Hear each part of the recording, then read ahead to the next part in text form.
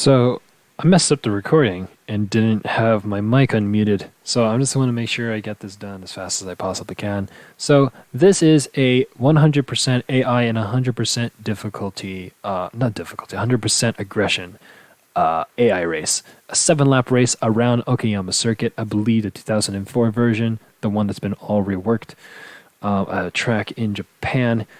This is GPL Legends, the McLaren M5, M5A. Yes. So the McLaren M5A was one of the first single-seater cars made by Bruce McLaren himself. Debut at the Canadian Grand Prix in 1967, finishing in seventh place due to some mechanical failures from the battery and all whatnot. It was really great. It was a really great year. He did have to retire for the last two races at some point, and it was kind of sad, to say the least, but was an interesting debut for this car. 375 brake horsepower pumping in from a 3.0-liter engine from BRM. It is a beast to drive. On my right there, you can see that Matra Ford. Ahead of us is a Honda. It's the whole grid, guys. It's the whole 1967 grid. Check out the mod. Try to find it. Here's the race. It's going to turn down my own volume. So basically, I just wanted to say how I wanted to still continue the whole kind of dealio with the driving for McLaren kind of series I was doing. I know I'm going to be very, very busy, so I won't be able to really upload as much. And I just want to at least get something for you guys. Ignoring that collision with the Honda there, I was able to work my way up pretty high on the grid, besides that little bit of contact there. But that car right in front of us is going to do something ridiculous. And right there, losing some control, number 21 knocks me out. I think a well-deserved hit, but I am all the way back at the grid in 18th place. So I think you can tell what's going to happen. I'm going to try my best, okay, to work my way back up. So this track is, in my opinion, one of the most fun tracks you can drive. I have over 2,000 kilometers on this track and 2.5 kilometers on the Piper circuit. I've driven everything here, from the 8.6, like a Kunos base 8.6, to the GPL Legends mods, F1 RSS mods from 2017 and 2018, and basically all of the above. The track itself is very dynamic, changing height, chicanes, some slow corners, some fast corners. Understanding understeer and oversteer is the greatest tool for you to have to tackle this track. For basically everywhere in the car, you are going to understeer if you don't correctly go in at the right speed. You don't give the right amount of throttle. You don't slow down enough. You don't brake at the right time because of going down the hill at a fast speed. There's a lot dynamically that you have to really be aware of when you're on the track. It's not just a flat track. It's really crazy. Just saw there off the track was McLaren himself. Bruce McLaren actually did retire in this race, which is really sad, leaving me to be the only McLaren car for a McLaren team out on the grid. So it was a very proud race for me, for sure. We're just going to leave this off for a little bit and cut the commentary for a little bit here. Just so you can hear that V12 roar in the rear.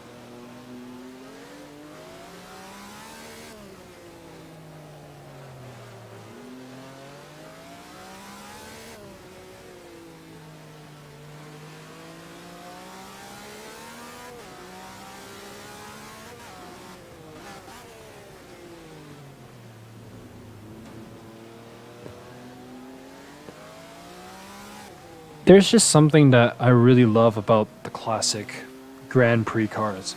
I don't know what it is. Looking at a Lotus 2.5, the Lotus 3.3, the M5A, a Ford Matra, the 1971 season McLaren. Like just looking at the classic cars, or the vintage GP cars, just something about them just speaks like fun.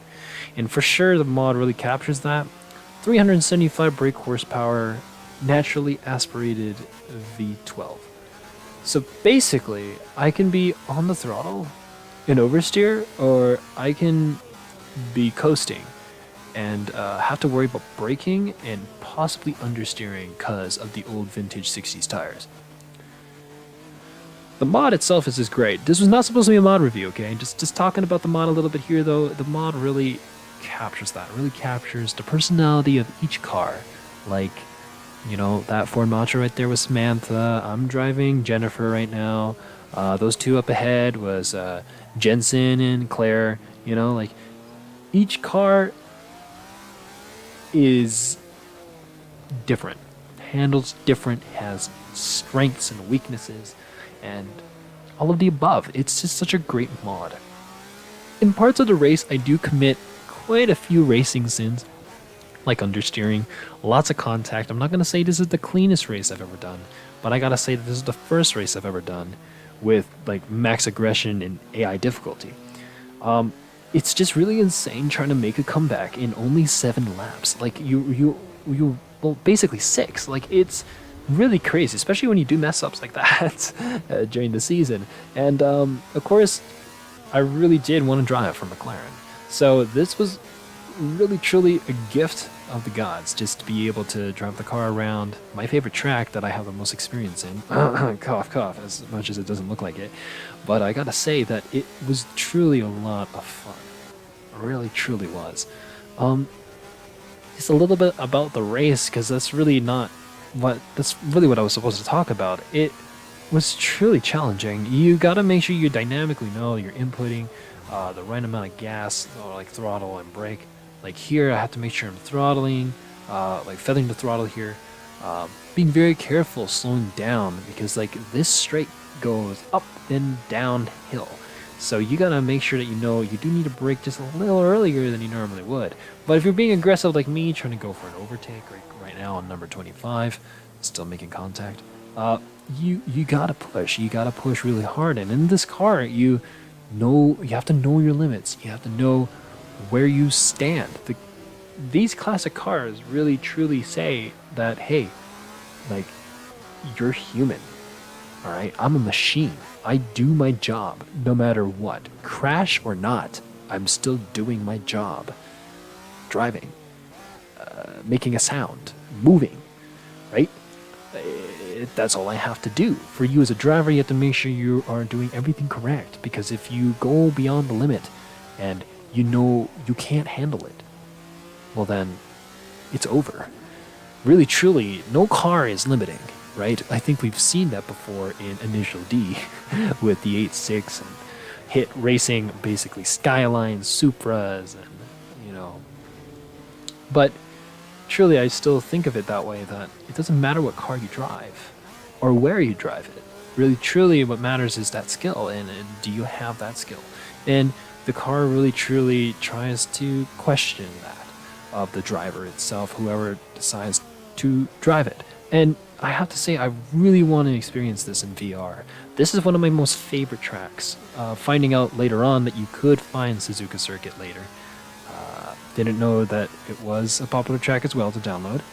I ended up getting Okayama instead on Race Department, and dude, I grinded the hell out of this track. Again, like, I don't know if I mentioned this, 2,000 kilometers on this track alone, this layout, and 2.5 kilometers, 2.5 thousand, sorry, 2.5 thousand on the Piper Circuit. The track itself actually was closed down and removed from the GP calendar during, I think it was 1997 or something. And the real true reason why, I do not know. I can probably think of many in terms of it being classic. Most classic GPs are very challenging, like the Nürburgring. Always getting an update during those kind of like eras, like, oh, we better make sure we add the carousel, oh, we better add these barriers specifically in here reinforced, and all that kind of stuff. Because truly, it's such a dangerous track. Okayama's not really dangerous, it's just possibly old. The record hot lap time, or just time in general, one of the fastest F1 laps made by Michael Schumacher himself, was a 109 point something. And being one of the people right now, okay, actually it was a 1.10.264, I think. I was able to get a 1.10.896, but that was in a very modern F1 2018 car, utilizing DRS, of course, and the KERS power unit. So I would say that's not really truly a fair, it's not a fair competition at that kind of point. I'm using a car with entirely more downforce and much more power that can be put to the ground. So really, when you look at it, when you're trying to beat these older legendary times, like I think one of the last runs on Pikes Peak when it was still dirt. Like, you can't really compare the times. You really truly can't. I mean, you gotta make sure that you're comparing it with a car of the same era, power, or class. Like, that's what I think would be the most balanced, right? So it's hard to say that when you got hill climb beasts from Peugeot that literally destroy hill climb events. So, all in all, alright, going back to the race and the track and the car and all that kind of stuff, alright, going off the rant, it was a fun experience. Coming back all the way from 18th and just trying to grind your way back to at least a very competitive standing must be such a hard thing to do. And this, again, was basically what Bruce McLaren did during the Canadian Grand Prix.